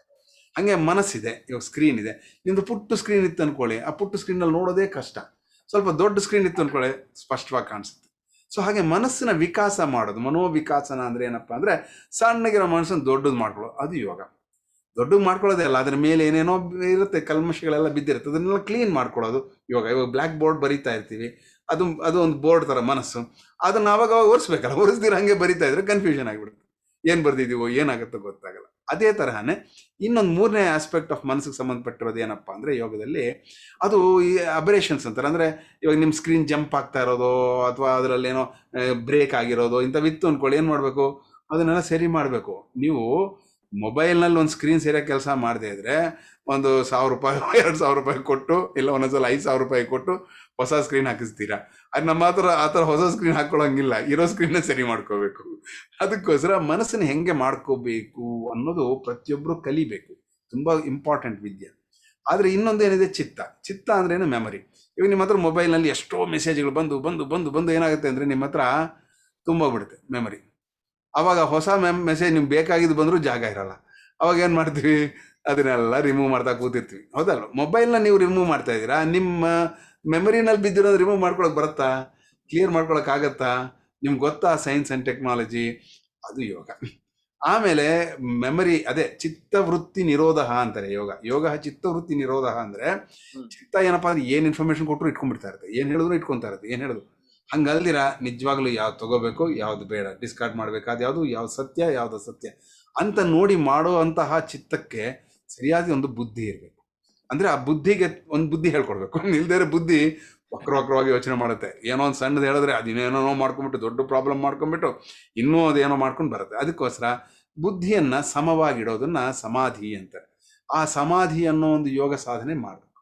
ಸೊ ಇವೆಲ್ಲ ಏನಪ್ಪಾ ಅಂದ್ರೆ ನಮ್ಗೆ ಒಂದು ಯೋಗ ಸಾಧನೆಗೆ ಬೇಕಾಗಿರುವಂತಹ ಒಂದು ಅವಶ್ಯಕವಾಗಂತ ಇರುವಂತಹ ಈ ಒಂದು ವಸತಿಗಳು. ಇದನ್ನ ಸರಿ ಮಾಡ್ಕೋಬೇಕಲ್ಲ, ಮಾಡ್ಕೊಂಡ್ರೇನೆ ಜೀವನ ಚೆನ್ನಾಗಿರುತ್ತೆ. ಇವಾಗ ಮನಸ್ಸು ಚೆನ್ನಾಗಿತ್ತು ಅನ್ಕೊಳ್ಳಿ, ಖುಷಿಯಾಗಿ ಮಾತಾಡ್ತೀವಿ. ಮನಸ್ಸು ಚೆನ್ನಾಗಿಲ್ಲ ಅನ್ಕೊಳ್ಳಿ, ಒಳ್ಳೆ ಸ್ವೀಟು, ಒಳ್ಳೆ ಮನುಷ್ಯರು ಯಾರು ಬಂದ್ರು ನೀವು ಎಂಜಾಯ್ ಮಾಡೋಕ್ಕಾಗಲ್ಲ. ಒಳ್ಳೆ AC ನಲ್ಲಿ ಕೂತ್ಕೊಂಡು ಬೆವರು ಕಿತ್ಕೊಂತಾ ಇರ್ತೀವಿ. ಯಾಕೆ ಅಂದ್ರೆ ಅಲ್ಲಿ ನಮ್ಮ ಮನಸ್ಸು ಸರಿಯಾಗಿರಲ್ಲ. ಅದಕ್ಕೋಸ್ಕರ ಇವೆಲ್ಲನೂ ಆಲ್ ಫ್ಯಾಕಲ್ಟೀಸು ಸರಿ ಮಾಡ್ಕೋಬೇಕು. ಬರೀ ಒಂದು ಮನಸ್ಸಲ್ಲ, ಬರೀ ಒಂದು ದೇಹ ಅಲ್ಲ, ಚಿತ್ತ, ಅಹಂಕಾರ, ಬುದ್ಧಿ ಇವೆಲ್ಲದನ್ನು ಸರಿ ಮಾಡುವಂತಹ ಯೋಗವೇ ಅಷ್ಟಾಂಗ ಯೋಗ. ಬದುಕನ್ನ ಉನ್ನತೀಕರಿಸಿಕೊಳ್ಳೋದಕ್ಕೆ ಜೊತೆಗೆ ಗುಣಮಟ್ಟವನ್ನ ಹೆಚ್ಚಿಸಿಕೊಳ್ಳೋದಕ್ಕೂ ಇದು ಸಾಧ್ಯ ಆಗತ್ತೆ ಅಂತ ನಂಗೆ ಅನಿಸ್ತಾ ಇದೆ. ಅದ್ರ ಬಗ್ಗೆ ಮಾಹಿತಿ ಕೊಡಿ. 100% ಕರೆಕ್ಟ್. ಒಂದು ಗುಣಮಟ್ಟ ಅನ್ನೋದು ತುಂಬಾ ಮುಖ್ಯವಾದದ್ದು. ಇದೀವಿ, ಎಲ್ಲ ಪ್ರಾಣಿಗಳು ಇದೆ, ಅರ್ಥ ಆಯ್ತಾ? ಮನುಷ್ಯರು ಇದೀವಿ. ಆದ್ರೆ ನಮಗೂ ನಮ್ಮ ಜೀವನದಲ್ಲಿ ಬೆಳವಣಿಗೆ ಅಂದ್ರೆ ಬರೀ ದುಡ್ಡು ಸಂಪಾದನೆ ಮಾಡೋದೊಂದೇ ಅಲ್ವಲ್ಲ. ಬೆಳವಣಿಗೆ ಅಂದ್ರೆ ಬರೀ ಡಿಗ್ರಿಗಳು ಸಂಪಾದಿಸೋದೊಂದೇ ಅಲ್ವಲ್ಲ. ಬೆಳವಣಿಗೆ ಅಂದಾಗ ನಮ್ಮಲ್ಲಿ ಒಂದು ಗುಣದಲ್ಲೂ ಬದಲಾವಣೆ ಬರಬೇಕು. ಇವಾಗ ನಾವು ಮುಂಚೆ ಚಿಕ್ಕ ಹುಡುಗರಲ್ಲಿದ್ದಾಗ ಸಣ್ಣ ಮಕ್ಕಳಲ್ಲಿ ಏನು ಬೇಕು, ಇದು ಬೇಕು, ಅದು ಬೇಕು ಅಂತ ಅದನ್ನೆಲ್ಲ ಒದ್ದಾಡ್ತಾ ಇದ್ವಿ. ಆಮೇಲೆ ಸ್ವಲ್ಪ ವಯಸ್ಸು ಬರೋತ್ತೆ, ಇನ್ನೊಬ್ಬರಿಗೆ ಪ್ರೀತಿಯಿಂದ ಏನೋ ಕೊಡಬೇಕು ಅಂತ ಬಂತು. ಆಮೇಲೆ ಇನ್ನು ಸ್ವಲ್ಪ ಗುಣಮಟ್ಟ ಬೆಳೆದಾಗ ನನ್ನ ಹತ್ರ ಇಷ್ಟೊಂದಿದೆ, ನಾನು ಯಾಕೆ ಸೇವೆ ಮಾಡಬಾರ್ದು ಅಂತ ಬರುತ್ತೆ. ಈ ತರಹ ನಮ್ಮ ಗುಣ ಬೆಳೀತಾ ಬೆಳೀತಾ ಬೆಳೀತಾ ಬಂದಂಗೆ ಏನಾಗುತ್ತೆ, ನಮ್ಮ ಜೀವನದಲ್ಲಿ ಒಂದು ವಿಕಾಸನ ನಡೀತಾ ಬರುತ್ತೆ, ನಮಗೊಂದು ಪರಿಪೂರ್ಣತೆ ಬರುತ್ತೆ. ಸೊ ಅದಕ್ಕೆ ತಕ್ಕಂತಹ ಒಂದು ಸ್ನೇಹ ಮಾಡಬೇಕು, ಅಂತಹ ವ್ಯಕ್ತಿಗಳ ಜೊತೆಲಿ ಇರಬೇಕು. ಇವಾಗ ನಿಮ್ಮ ಕಾರ್ಯಕ್ರಮಗಳು ಬರ್ತಾ ಇದ್ರೆ ತಪ್ಪದಿರ ಮನುಷ್ಯರಲ್ಲಿ ಒಂದು ಯೋಚನೆ ಬೆಳೆಯುತ್ತೆ, ಇಷ್ಟಿದೆಯಾ ಪ್ರಪಂಚ ಅಂತ. ಇಲ್ಲ ನಮ್ಗೇನನ್ಸುತ್ತೆ, ನಾವು ಮಾಡ್ಕೊಂಡಿದ್ದು ಇಷ್ಟೇ ದೊಡ್ಡದು ಅನ್ಕೊಂಡ್ಬಿಡ್ತಾ ಇರುತ್ತೆ. ಅದಕ್ಕೋಸ್ಕರ ಇಂತಹ ವ್ಯಕ್ತಿಗಳ ಒಂದು ಸಂಪರ್ಕ, ಅಂಥವ್ರು ಅವ್ರು ನಡ್ಕೊಂಡಿರೋ ಒಂದು ದಾರಿಯಲ್ಲಿ ನಾವು ನಡೆಯೋದು, ಕಲಿಯೋದು, ನಾವು ಅನ್ವಯಿಸ್ಕೊಳ್ಳೋದು ಎಲ್ಲ ಬೇಕು. ಅಂದ್ರೆ ಈಗ ಯೋಗ ಅಂತ ನಾವು ಬಳಸ್ತೀವಿ, ಈಗ ಅಂತಾರಾಷ್ಟ್ರೀಯ ಯೋಗ ದಿನಾಚರಣೆಯನ್ನು ಮಾಡ್ತಾ ಇದ್ದೇವೆ. ಹಾಗಾದ್ರೆ ಯೋಗ ಅಂದ್ರೆ ಏನು?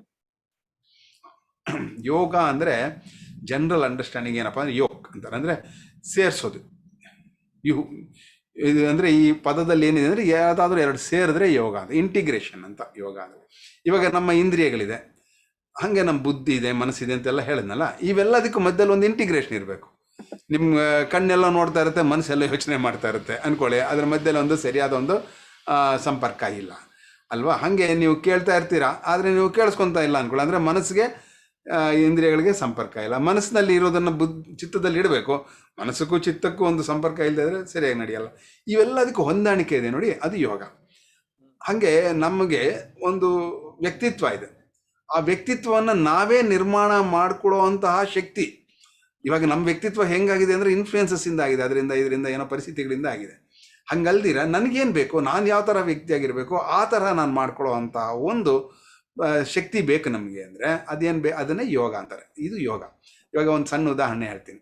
ಇದು ಯೋಗ ಅಂದರೆ ಬೇರೆ ಬೇರೆ ಇದೆ ಅಂಡರ್ಸ್ಟ್ಯಾಂಡಿಂಗ್ಸ್ನಲ್ಲಿ. ಒಂದು ಉದಾಹರಣೆ ಹೇಳ್ತೀನಿ. ಏನಪ್ಪ, ಯೋಗ ಅಂದರೆ ಅನುಭವಕ್ಕೆ ಬರುವುದೇ ಯೋಗ ಅಂತ.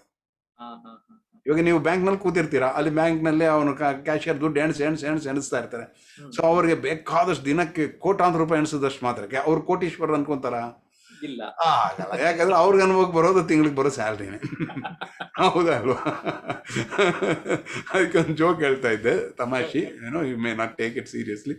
ಒಬ್ರು ದೇವ್ರ ಪ್ರಾರ್ಥನೆ ಮಾಡಿದ್ರಂತೆ. ಒಬ್ನು ಏನಪ್ಪಾ ಅಂದ್ರೆ, ದೇವ್ರೆ ನನ್ಗೆ ಸುಖವಾಗಿರ್ಬೇಕು ಅಂತಿದೆ, ಓಕೆ, ನಾನು ಬೇಕಾದಷ್ಟು ಹಣ ಕಾಣ್ಬೇಕು, ಸೊ ನಂಗೆ ಹಣ ಚೆನ್ನಾಗೆ ಕಾಣೋ ಥರ ಮಾಡೋದಂತೆ. ದೇವ್ರ ತಥಾಸ್ತು. ಅವನಿಗೇನಾಯ್ತು ಅಂದ್ರೆ, ಅವನಿಗೆ ATM ನಲ್ಲಿ ವಾಚ್ಮೆನ್ ಕೆಲಸ ಬಂತು. ಎಲ್ಲರೂ ದುಡ್ಡು ತೊಗೊಂಡೋಗ್ತಾರೆ, ತೊಗೊಂಡ್ಬರ್ತಾರೆ, ನೋಡ್ತಾನೆ ಇದೆ ದುಡ್ಡು. ಸೊ ದುಡ್ಡು ನೋಡಿದಕ್ಕೆ ಮಾತ್ರ ಅವ್ನಿಗೆ ಆಗಲ್ವಲ್ಲ. ಅದಕ್ಕೆ ಅನ್ನೋದು, ಅಯ್ಯೋ ಇದಲ್ಲ ಸ್ವಾಮಿ ನಾನು ಹೇಳಿದ್ದು, ನನ್ನ ಜೀವನದಲ್ಲಿ ಮೇಲಕ್ಕೆ ಬರಬೇಕು ಅನ್ನಂತೆ. ಹಂಗ ಸರಿ ತಥಾಸ್ತು ಅನ್ನಂತೆ. ಅವ್ನು ಲಿಫ್ಟ್ ಬಾಯ್ ಅನ್ನೋದು, ದಿನಾಗ್ಲೂ ಲಿಫ್ಟ್ನಲ್ಲಿ ಮೇಲಕ್ಕೆ ಹೋಗೋದು ಬರೋದು ಅಂತ. ಅಯ್ಯೋ ಸ್ವಾಮಿ ಇದಲ್ಲ ಸ್ವಾಮಿ, ನಾನು ಕೂತಿರ್ಬೇಕು, ಎಲ್ರು ಅವ್ರವ್ರ ದುಡ್ಡು ನನ್ನ ಮುಂದೆ ಇಡ್ತಾ ಇರ್ಬೇಕು, ಹೋಗ್ತಾ ಇರ್ಬೇಕು. ನನ್ಗೆ ನಾನ್ ಕೆಲಸ ಮಾಡಕ್ ನಾನು ಸಿದ್ಧ ಇಲ್ಲ, ನಾನು ಸಿಂಪ್ಲಿ ದುಡ್ಡು ಹಿಂಗೆ ಕೂತ್ಕೊಂಡು ಎಣಿಸ್ಕೋಬೇಕು. ದೇವ್ರ ತಥಾಸ್ತು. ಅವಾಗ ಅವನಿಗೆ ಸುಲಭ ಶೌಚಾಲಯನಲ್ಲಿ ಅಲ್ಲಿ ಕೂತಿರ್ತಾನೆ ನೋಡಿ ಮುಂದ್ಗಡೆ, ಆ ಕೆಲಸ ಬಂತದ್ದು, ಎಲ್ಲರೂ ದುಡ್ಡು ಕೊಟ್ಬಿಟ್ಟು ಅವ್ರ ಕೆಲಸ ಮಾಡ್ಕೊಂಡು ಹೋಗ್ತಾ ಇದ್ರು. ಇದು ಯಾಕೆ ಹೇಳ್ತಾ ಇದ್ದೀನಿ ಅಂದ್ರೆ, ಜೋಕಾಗಿ ಹೇಳಿದ್ರು ಇದ್ರ ಉದ್ದೇಶ ಏನಪ್ಪ, ಇದ್ರ ಹಿಂದೆ ತುಂಬಾನೇ ಸಂದೇಶ ಇದೆ. ನಮ್ಗೆ ಏನ್ ಬೇಕು ಅನ್ನೋ ನಮ್ಗೆ ಸ್ಪಷ್ಟತೆ ಇಲ್ಲದೆ ಇದ್ದಾಗ ಏನ್ ಬಂದ್ರೆ ಏನ್ ಪ್ರಯೋಜನ, ಏನು ಆಗಲ್ಲ. ಅದಕ್ಕೋಸ್ಕರ ಸ್ಪಷ್ಟವಾಗಿರ್ಬೇಕು ಅಂದಾಗ ಇದು ಯೋಗ. ಯೋಗ ಅಂದ್ರೆ ಅನುಭವ ಯೋಗ್ಯವಾಗ್ಬೇಕು. ಈ ಷಟ್ ದರ್ಶನ ಮತ್ತು ಈ 6 fold ಲರ್ನಿಂಗ್ ಪ್ರಾಸೆಸ್ ಅಂತವಲ್ಲ, ಅದ್ರ ಬಗ್ಗೆ. ಷಟ್ ದರ್ಶನ ಅಂದ್ರೆ ನಾವ್ ಏನಾದ್ರೂ ಒಂದು ಕಲಿಬೇಕು ಅಂದ್ರೆ ಒಂದು ಸೈಡ್ ಇಂದ ಕಲ್ತ್ರೆ ಸಾಲದು, 6 ಮುಖಗಳಿಂದ ಕಲಿಬೇಕು ಅಂತ. ಅಂದ್ರೆ ನಾವು ಒಂದೇ ಆಂಗಲ್ ಇಂದ ಯೋಚನೆ ಮಾಡೋದು ಬೇಡ, ಎಲ್ಲಾ ಕಡೆಯಿಂದ. ಈಗ ಋಗ್ವೇದದಲ್ಲಿ ಹೇಳ್ತಾರಲ್ಲ, ಫ್ರಮ್ ಎವರಿ ಸೈಡ್ ಅಂತ.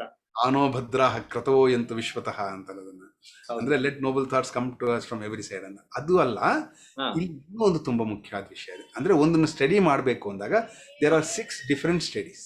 ಓಕೆ, 6 ಡಿಫರೆಂಟ್ ಸ್ಟಡೀಸ್ ಇರುತ್ತೆ. ಉದಾಹರಣೆಗೆ ಇದೊಂದು ವಸ್ತು ಇದೆ ಸರ್, ಈ ವಸ್ತುನ ನೀವು ಪೂರ್ತಿ ಅರ್ಥ ಮಾಡ್ಕೋಬೇಕು ಅಂದ್ರೆ ಇದೇನಂತೀರಾ, ಇದನ್ನ ನೋಡ್ಬಿಟ್ಟು ಏನ್ ಅನ್ಸುತ್ತೆ ನಿಮ್ಗೆ? ಮೊಬೈಲ್ ಅಲ್ಲ, ನೀವು ಈ ಕಡೆ ನೋಡಿದ್ರೆ ಗೊತ್ತಾಗುತ್ತೆ. ಅಲ್ಲ, ಇದು ಎಸಿ. ಹೌದಲ್ವಾ? ಇದು ಯಾಕೆಂದ್ರೆ ನೀವು ಒಂದ್ ಕಡೆ ನೋಡಿದ್ರೆ ಇನ್ನೊಂದ್ ಕಡೆ ನೋಡ್ಬೇಕು, ಈ ಕಡೆ ನೋಡ್ಬೇಕು, ಈ ಕಡೆ ನೋಡ್ಬೇಕು. ಇದಕ್ಕೆ 6 ಮುಖ ಇದೆ. ಹೌದು. ಇದೇ ತರ 6 ಡೈಮೆನ್ಷನ್ಸ್ ಅಂದಾಗ ಸ್ಟಡಿ ಡೈಮೆನ್ಷನ್ ಅಂದ್ರೆ ಕಲಿಯುವಿಕೆಯಲ್ಲಿ 6 ತರಹ ಕಲಿಯುವಿಕೆ ಇದೆ. 6 ತರಹ ಕಲಿಯುವಿಕೆ. ಅದ್ರಲ್ಲಿ ಮೊದಲನೇದನ್ನ ನ್ಯಾಯ ಅಂತಾರೆ. ನ್ಯಾಯ ಅಂದ್ರೆ ಏನಪ್ಪಾ ಅಂದ್ರೆ, ಏನಾದ್ರೂ ಒಂದು ಇರ್ಬೇಕು ಅಂದ್ರೆ ಅದಕ್ಕೆ ಸಾಧಾರಣವಾದ ಲಕ್ಷಣಗಳು ಏನಿರ್ಬೇಕು ಅದು ಇರೋದನ್ನ ನ್ಯಾಯ ಅಂತ. ಮನುಷ್ಯ ಅನ್ಕೊಳ್ಳಿ, 2 ಕೈ 2 ಕಾಲು, 1 ತಲೆ, ಕಿವಿ, ಇವೆಲ್ಲ ಇದ್ರೆ ಮನುಷ್ಯ, ಹಿಂಗಿದ್ರೆ ಮನುಷ್ಯ ಅಂತ. ಇವಾಗ ಆ ಮನುಷ್ಯ ಹಂಗೆ 1 ಕೈ ಇಲ್ಲ ಅನ್ಕೊಳ್ಳಿ, ಅವಾಗ ಏನಂತೀವಿ? ಅನ್ಯಾಯ ಅಂತ. ಅನ್ಯಾಯ, 1 ಕೈ ಹೋಯ್ತು ಅಂದ್ರೆ ಏನೋ, 2 ಕೈ ಇರ್ಬೇಕು ಅವನಿಗೆ, 1 ಕಮ್ಮಿ ಇದ್ರೆ ಅನ್ಯಾಯ. ಹೌದಲ್ವಾ? ಸೊ ಸಾಧಾರಣವಾದ ಲಕ್ಷಣಗಳನ್ನ ಸ್ಟಡಿ ಮಾಡೋದ್ರನ್ನ ನ್ಯಾಯ ಅಂತಾರೆ. ಎರಡನೇದೇನಪ್ಪ ಅಂದ್ರೆ ವೈಶೇಷಿಕ. ಇವಾಗ ನಾನು ಮನುಷ್ಯ, ನೀವು ಮನುಷ್ಯನೇ. ನಿಮ್ಗೆ ಕೆಲವು ವಿಶೇಷಗಳಿದೆ, ನನಗೆ ಕೆಲವು ವಿಶೇಷಗಳಿದೆ. ನಿಮ್ಮ ವಿಶೇಷಗಳೇನು, ನನ್ನ ವಿಶೇಷಗಳೇನು ಅಂತ ಪ್ರತಿಯೊಂದು ವಿಷಯದಲ್ಲೂ ಅದರ ವಿಶೇಷವಾದಂತಹ ಗುಣಗಳನ್ನ ನಾವು ಪರಿಶೋಧನೆ ಮಾಡೋದನ್ನ ವೈಶೇಷಿಕ ಅಂತ. ನ್ಯಾಯ, ವೈಶೇಷಿಕ. ಮೂರನೇದೇನಪ್ಪ ಅಂದ್ರೆ ಸಾಂಖ್ಯ. ಸಾಂಖ್ಯ ಅಂದ್ರೆ ಸಂಖ್ಯೆಗೆ ಸಂಬಂಧಪಟ್ಟರು. ಇವಾಗ ನೀವು ಇಷ್ಟೊತ್ತಿಗೆ ಎಷ್ಟು ಕಾರ್ಯಕ್ರಮಗಳು ಮಾಡಿದ್ದೀರಾ ಅಂದ್ರೆ ಹೇಳ್ತೀರಾ, ಹೌದಲ್ವಾ? ಇವಾಗ ನೀವು ಯಾವ ವರ್ಷದಲ್ಲಿ ಶುರು ಮಾಡಿದ್ರಿ ಹೇಳ್ತೀರಾ. ನೀವು ಇನ್ನೇನೇನಾದರೂ ಈ ಥರ ಸ್ಟೆಪ್ಸ್ ಏನೇನು ಮಾಡಿದ್ರೆ 10 ಸ್ಟೆಪ್ ಇದೆ. ಇದು ಎಲ್ಲ ಸಂಖ್ಯೆಗೆ ಸಂಬಂಧಪಟ್ಟಿರೋ ಸ್ಟಡಿನ ಸಾಂಖ್ಯ ಅಂತಾರೆ. ಇವಾಗ ಏನು ತೊಗೊಂಡಾಗ ಉದ್ದ ಎಷ್ಟು, ಅಗಲ ಎಷ್ಟು, ಇದೆಷ್ಟು, ದಪ್ಪ ಎಷ್ಟು, ಭಾರ ಎಷ್ಟು, ಇವೆಲ್ಲ ಹೇಳ್ತೀವಲ್ಲ ಸಂಖ್ಯೆಗಳು. ಇದೆಷ್ಟು ರೇಟ್, ಅದೆಲ್ಲ ಏನಪ್ಪ ಅಂದರೆ ಸಂಖ್ಯೆಗೆ ಬಂದಿರೋ ಸ್ಟಡಿ. ಅಂದರೆ ಜನರಲ್ ಅಂಡರ್ಸ್ಟ್ಯಾಂಡಿಂಗ್ ಕೊಡ್ತೇನೆ. ಒಂದೊಂದು ಸಬ್ಜೆಕ್ಟ್ಗೆ ಒಂದು ಜೀವನ ಕಾಲ ಹಿಡ್ಸತ್ತೆ ಸ್ಟಡಿ ಮಾಡೋದಕ್ಕೆ. ಆದರೆ ನಾನು ನಿಮಗೆ ಒಂದು ಏನಂತಾರೆ ಪಕ್ಷಿ ನೋಟವಾಗಿ ಕೊಡ್ತೇನೆ. ಇನ್ನು ನೆಕ್ಸ್ಟ್ 4ನೇದು ಏನಪ್ಪ ಅಂದರೆ ಯೋಗ ಅಂತ. ಯೋಗ ಅಂದರೆ ಅದು ಏನಾದರೂ ಸ್ಟಡಿ ಮಾಡ್ತಾ ಇದೆಯೋ ಅದು ಯಾವ ತರಹ ಅನುಭವ ಕೊಡುತ್ತೋ ಅದನ್ನ ಯೋಗ ಅಂತ. ನಿಮ್ಗೆ ಏನು ಅನುಭವ ಆಗ್ತಾ ಇದೆ ಅಂತ. ಇವಾಗ ನಿಮ್ಮನ್ನು ಕೇಳ್ತೀವಿ, ಜಯಪ್ರಕಾಶ್ ಅವರೇ, ನೀವು ಇಷ್ಟು ವರ್ಷದಿಂದ ಈ ಥರ ಕಾರ್ಯಕ್ರಮ ಮಾಡ್ತಾರೆ, ನಿಮ್ಗೆ ಹೆಂಗೆ ಅನ್ಸುತ್ತೆ ಅಂತ ಕೇಳ್ತಾರೆ. ಈ ಕ್ವಶನ್ ಇದು ಯೋಗ. ನೀವೇನು ಹೇಳ್ತೀರ? ಅವತ್ತು ನಂಗೆ ತುಂಬ ಖುಷಿಯಾಗಿದೆ, ಎಷ್ಟೋ ಜನ ದೊಡ್ಡವ್ರನ್ನೆಲ್ಲ ಮೀಟ್ ಆದೆ, ನಾನು ಎಷ್ಟೋ ಜನಕ್ಕೆ ಸ್ಫೂರ್ತಿ ಇವೆಲ್ಲ ಏನೋ ಯೋಗ, ನಿಮ್ಮ ಅನುಭವ. ಅದನ್ನ ಹಿಂಗೆ ನೋಡಿ ಹಿಂಗೆ ಹೇಳೋಕ್ಕಾಗಲ್ಲ, ಇದಿಷ್ಟು ದಪ್ಪ, ಇಷ್ಟು ಕೆಟ್ಟಿದೆ, ಇಷ್ಟಿದೆ ಅಂತ ಹೇಳೋಕ್ಕಾಗಲ್ಲ. ಅದು ಅನುಭವಿಸಿರ್ಬೇಕು. ಎಕ್ಸಾಕ್ಟ್, ಅದು ಯೋಗ. Correct word. ಈಗ ನಾವು ಶಾಕ್ ಹೇಗಿರುತ್ತೆ ಅಂತ ಎಸ್ಸೆ ಬರೆಯಕ್ ಆಗಲ್ಲ ಸರ್. ಎಕ್ಸಾಕ್ಟ್ಲಿ, ಬೆಟ್ಟಿಟ್ರೆ ಗೊತ್ತಾಗತ್ತೆ. ಸೊ ಇದಾದ್ಮೇಲೆ ಯೋಗ ಆದ್ಮೇಲೆ ಇನ್ನೆರಡಿದೆ, ಪೂರ್ವ ಮೀಮಾಂಸಾ, ಉತ್ತರ ಮೀಮಾಂಸಾ ಅಂತ. ಪೂರ್ವ ಮೀಮಾಂಸಾ ಅಂದ್ರೆ ಹಿಸ್ಟ್ರಿ, ಸ್ಟಡಿ ಆಫ್ ಹಿಸ್ಟ್ರಿ. ಅದು ಹೆಂಗೆ ಡೆವಲಪ್ ಆಯಿತು, ಇವಾಗ ನೀವು ನಾನು ಕೇಳಿದ್ರು, ನೀವು ಹೆಂಗೆ ಶುರು ಮಾಡಿದ್ರಿ, ಎಲ್ಲಿಂದ ಬಂತು ನೀವು, ಅದು ಪೂರ್ವ ಮೀಮಾಂಸಾ. ಉತ್ತರ ಮೀಮಾಂಸಾ ನೆಕ್ಸ್ಟ್ ಏನು ಮಾಡಬೇಕು ಅನ್ಕೊಂಡಿದ್ದಾರೆ, what is the future of it, ಅದು ಉತ್ತರ ಮೀಮಾಂಸಾ. ಈ ತರಹ ಯಾವುದೇ ಒಂದು any subject, anything you take, ಈ 6ರಲ್ಲೇ ಬರುತ್ತೆ ಸ್ಟಡಿ. ಈ 6 ಸ್ಟಡೀಸ್ ತಾವು ಅಷ್ಟಾಂಗ ಯೋಗದ ಬಗ್ಗೆ ಮಾರ್ಗದರ್ಶನವನ್ನ ನೀಡ್ತಾ ಇದ್ದೀರಿ. ಹಾಗಾದ್ರೆ ಈ ಅಷ್ಟಾಂಗ ಯೋಗ ಅಂದ್ರೆ ಏನು, ಅದನ್ನ ಹೇಗೆ ಅಭ್ಯಾಸ ಮಾಡಬೇಕು? ಅಷ್ಟಾಂಗ ಅಂತ ಇದು ಪತಂಜಲಿ ಅವರು ಪ್ರಪೋಸ್ ಮಾಡಿರುವಂತಹ ಒಂದು ನಮ್ಮ ಯೋಗ ಸಾಧನೆಯಲ್ಲಿ. ಪತಂಜಲಿ ಅವ್ರಿಗೆ ಮುಂಚೆಯಿಂದ ಯೋಗ ಇದೆ, ಇದ್ರ ಬಗ್ಗೆ ಎಲ್ಲದರಲ್ಲೂ ಇದ್ರು. ಪತಂಜಲಿ ಅವ್ರು ಏನು ಮಾಡಿದ್ರು ಅಂದರೆ ಇದನ್ನ ಒಂದು ಏನಂದ್ರು ಕೋಡಿಫಿಕೇಶನ್ ಮಾಡೋದು. ಕೋಡಿಫಿಕೇಶನ್ ಅಂದರೆ ಒಂದು ಪದ್ಧತಿಯಲ್ಲಿ, ಒಂದು ಸಕ್ರಮವಾದ ಪದ್ಧತಿಯಲ್ಲಿ ಇದನ್ನ ಕೊಟ್ಟರು. ಅದು ಪತಂಜಲಿ ಯೋಗ ಸೂತ್ರಗಳು ಅಂತ. ಅದರಲ್ಲಿ ಅಷ್ಟಾಂಗ ಯೋಗ ಅನ್ನೋದು ಬರುತ್ತೆ. ಅಷ್ಟಾಂಗ ಯೋಗ ಅಂದರೆ 8 ಅಂಗಗಳಿಂದ ಕೂಡಿರುವಂತಹದ್ದು ಯೋಗ ಅಂತ. ಇವಾಗ ನಮ್ಗೆ ಎಷ್ಟು ಅಂಗಗಳಿದೆ, ಅದೇ ತರಹ ಯೋಗಕ್ಕೆ 8 ಅಂಗ. ಯಾವ್ದು ಇಂಪಾರ್ಟೆಂಟ್ ಯಾವ್ದು ಅನ್ಇಂಪಾರ್ಟೆಂಟ್ ಅಲ್ಲ. ನಮ್ಮ ಕಾಲು ಇಂಪಾರ್ಟೆಂಟ್ ಕೈ ಇಂಪಾರ್ಟೆಂಟ್ ಅಂದರೆ ಅದು ಇಲ್ದಿದ್ದಾಗ ಗೊತ್ತಾಗುತ್ತೆ ಅದ್ರ ಇಂಪಾರ್ಟೆಂಟ್. ಅದೇ ತರಹನೇ ಎಲ್ಲ ಅಂಗಗಳು ಇಂಪಾರ್ಟೆಂಟ್. ಯಾವ್ಯಾವ್ದು ಅದರ ಒಂದು ಪಾತ್ರ ಇರಿಸುತ್ತೆ ನಮ್ಮ ಜೀವನದಲ್ಲಿ. ಒಂದು ಒಳ್ಳೆ ವ್ಯಕ್ತಿತ್ವ, ಒಂದು ಒಳ್ಳೆ ಏನಾದರೂ ಒಂದು ಸಾಧನೆ ಮಾಡಬೇಕು, ಏನಾದರೂ ಒಂದು ಸಾಧಿಸಬೇಕು, ಜೀವನವನ್ನ ಒಂದು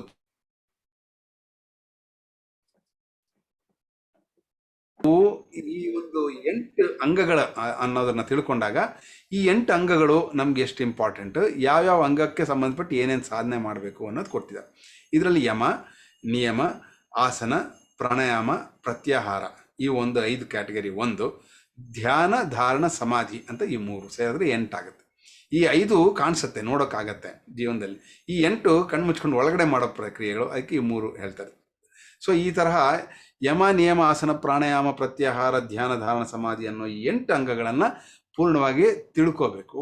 ಆಚರಣೆ ಮಾಡೋದಕ್ಕೆ, ದಿನನಿತ್ಯ ಆಚರಣೆ ಮಾಡೋದಕ್ಕೆ ಯಾವ ತರಹ ತಗೋಬೇಕು, ನಾವು ಹೆಂಗೆ ಇದನ್ನು ನಮ್ಮ ಲೈಫ್ ಸ್ಟೈಲ್ನಲ್ಲಿ ಇದನ್ನು ಇಂಪ್ಲಿಮೆಂಟ್ ಮಾಡಬೇಕು ಅನ್ನೋದು ಬರಬೇಕು. ಇದಕ್ಕಾಗಿ ದಿನಾಗಲೂ ಸ್ವಲ್ಪ ಸಮಯ ಕೊಡಬೇಕು, ಸಾಧನೆಗಾಗಿ ಸ್ವಲ್ಪ ಸಮಯ ಕೊಡಬೇಕು. ಸಮಯ ಕೊಡೋದು ನಮ್ಗೆ ಇದಕ್ಕೆ 1 ಗಂಟೆ ಕೊಟ್ಟರೆ ಅನ್ಕೊಳ್ಳಿ ದಿನಕ್ಕೆ, ನನ್ನ ಲೆಕ್ಕದಲ್ಲಿ ನಿಮ್ಗೆ 10 ಗಂಟೆ ಉಳಿಯುತ್ತೆ. ಇದು ನಮ್ಮ ವ್ಯಾಪಾರ.